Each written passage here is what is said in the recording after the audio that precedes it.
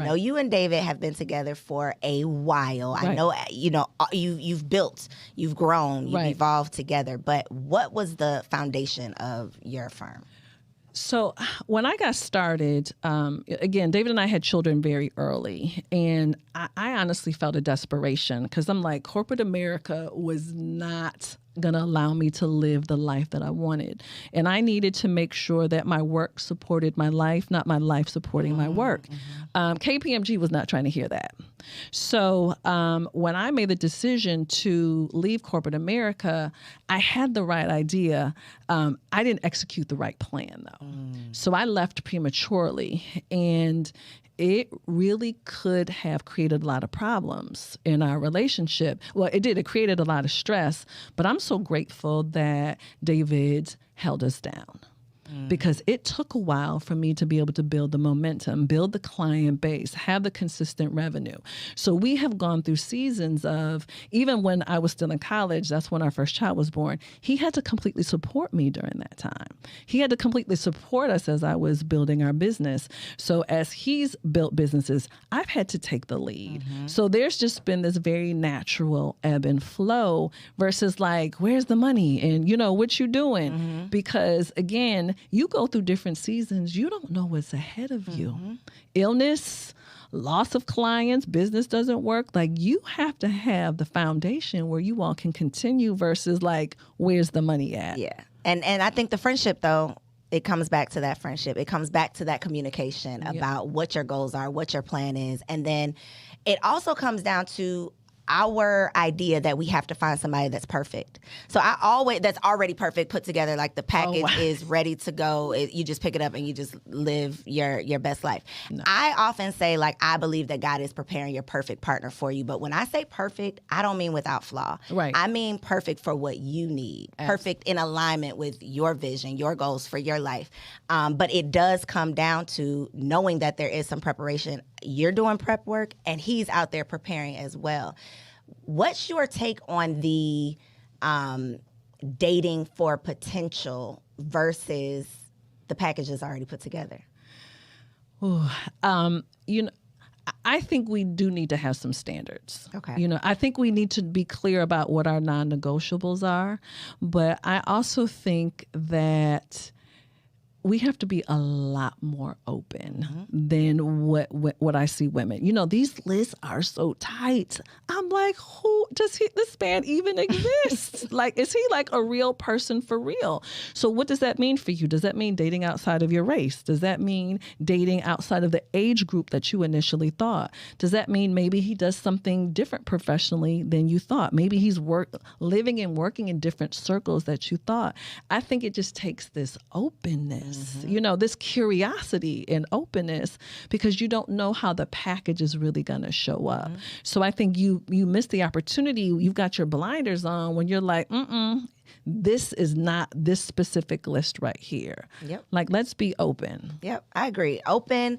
And then also being a match to the list, because there's no way for you to manifest this list if you are not a match to it. Like, it's not going to happen. You are certainly in a season of preparation. You're not in a season of waiting. And so what is the work that you're doing on yourself, for your whole self, to make sure that when this man enters your life, like, y'all can go versus you trying to work out some stuff. Like, take this opportunity and seize this opportunity as a season of preparation. Yep. And I think one of the reasons why a lot of successful women especially are missing out on seizing the opportunity is because they think that they have to choose, that they can't have the money and the honey. Right. So from someone who has, been blessed to get both and maintain. Right. Because it's not just enough to attain it. We're trying to maintain it. What is your advice for the woman out there who feels like, I can't give that any energy because I have to focus on this? So, Coriel, this is the number one question that I ask when I meet younger women. So I'm 52. So when I'm meeting younger women and they're always telling me about their career and how amazing things are, so I'm like, tell me about your personal life. Crickets. So my thing is, tell me if you're in your 30s, when you see yourself at my age, what do you want your life to look like? And how do you think that's supposed to happen?